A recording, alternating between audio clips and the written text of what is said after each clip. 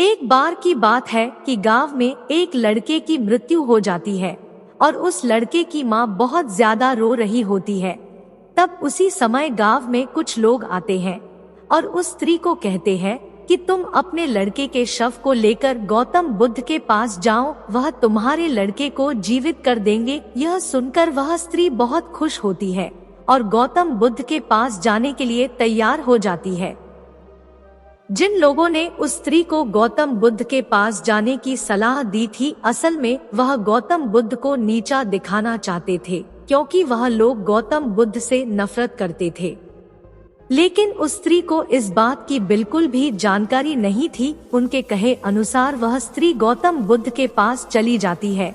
उस समय वहाँ पर गौतम बुद्ध अपने शिष्यों को उपदेश दे रहे होते हैं। वह स्त्री सीधा गौतम बुद्ध के चरणों में जाकर अपने बच्चे लड़के के मृत शव को रख देती और कहती है कि मेरे बेटे की मृत्यु हो गई है। मुझे मालूम है कि आप इसे जिंदा कर सकते हैं। दुनिया में ऐसा कोई भी काम नहीं है जो आप नहीं कर सकते हैं। आप परम ज्ञानी हैं। गौतम बुद्ध पहले उस स्त्री की बात सुनते रहे और वहां बैठे उनके शिष्य और अन्य लोग भी गौतम बुद्ध के जवाब का इंतजार करते रहे। थोड़ी देर बाद गौतम बुद्ध ने कहा कि ठीक है, मैं तुम्हारे पुत्र को जीवित कर दूंगा। यह सुनकर वहां बैठे सभी लोग हैरान हो जाते हैं कि क्या यह संभव है। फिर गौतम बुद्ध मृतक लड़के की माँ को कहते हैं कि अपने पुत्र को अगर तुम जिंदा करना चाहती हो तो तुम्हें मेरा एक काम करना होगा। स्त्री कहती है कि आप बताइए, मैं काम करने के लिए तैयार हूँ।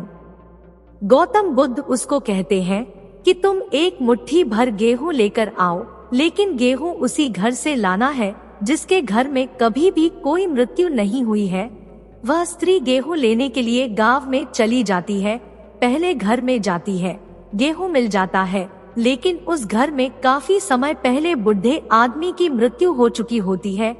ऐसे करते करते हुए काफी घरों में जाती है, लेकिन सभी घरों में कभी ना कभी किसी ना किसी की मृत्यु हुई होती है।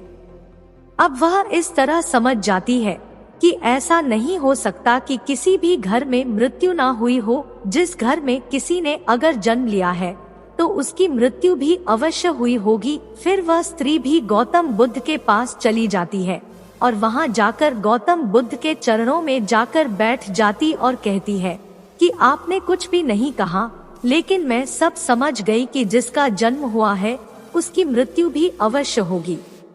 चाहे वह इंसान सुंदर हो, करूप हो, बूढ़ा हो, जवान हो, अगर उसने जन्म लिया है तो उसकी मृत्यु अवश्य होगी। मुझे इस बात का ज्ञान तो था, लेकिन मैं इस बात को मानने के लिए तैयार नहीं थी। अब मुझे यह बात समझ आ गई है। और फिर वह स्त्री वहां से अपने बेटे की लाश को लेकर चली गई।